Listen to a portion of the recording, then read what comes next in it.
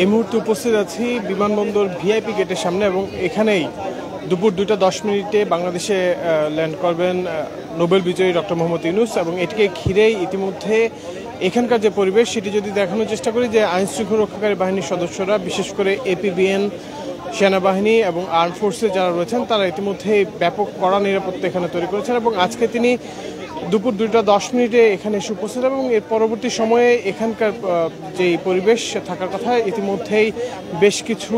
শিক্ষার্থী এবং অন্যান্য পেশাজীবীরা তারা এখানে এসে উপস্থিত এবং আজকে রাত 8টার সময় তিনি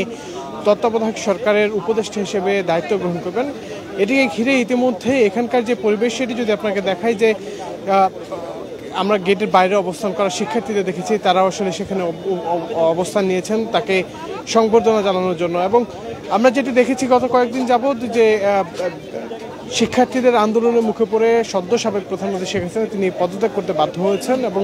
দেশ ছেড়ে পালানোর যে বিষয়টি সেটিও আমরা লক্ষ্য করেছি। আজকে তিনি আসলে এখানে এসে উপস্থিত হবেন এবং এই উপস্থিত পরবর্তী সময়ে আমরা আপনাকে যদি দেখাই যে এটিকে ঘিরেই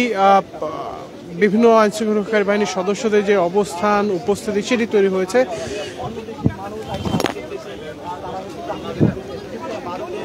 আজকে মূলত এখানে আমরা একজনকে দেখতে পাচ্ছি, তার সঙ্গে কথা বলার চেষ্টা করব। কেউ একটু আসলে আগলে ধরে যদি দেশের জন্য কাজ করে সে আসলে এটা খুব বেশি কঠিন কোনো কিছু না, খুব ইজি একটা ব্যাপার। আই থিঙ্ক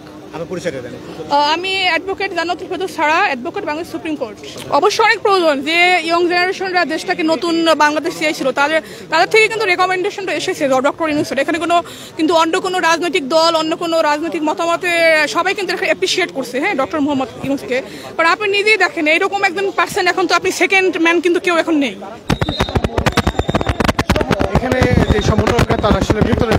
ভেতরের দিকে যাবেন এমনকি আমরা লক্ষ্য করতে পারছি এবং অল্প কিছু সময় তার সঙ্গে কথা বলার চেষ্টা করা যে তারা আসলে গণমাধ্যমের সঙ্গে কথা না বলে এখান থেকে যে ভিআইপি গেটটা হয়ে এগিয়ে যাওয়ার যে বিষয় সেটা এখানে লক্ষ্য করতে পারছি।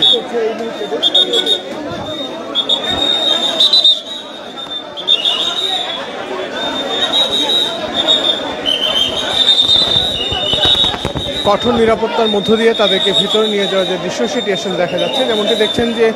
সমন্বয়করা ইতিমধ্যেই ভিআইপি লাউঞ্জে যে গেটটি রয়েছে সেই গেট দিয়ে ভিতরে যাবেন এবং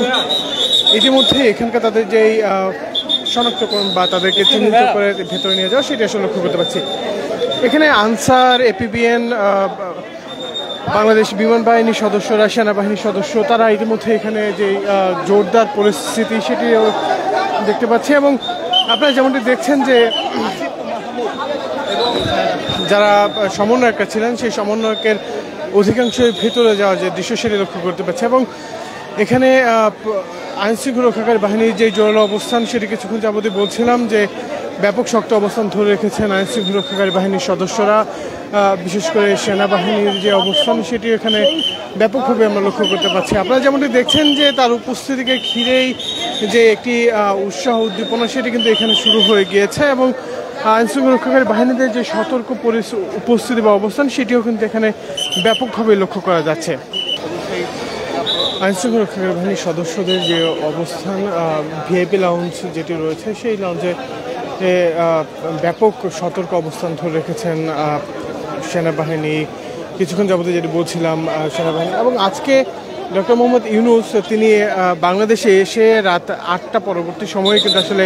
রাষ্ট্রপতির কাছ থেকে যেই শপথ গ্রহণ সেটি শপথ গ্রহণ করবে এবং বাকি যারা রয়েছেন তাদের যেই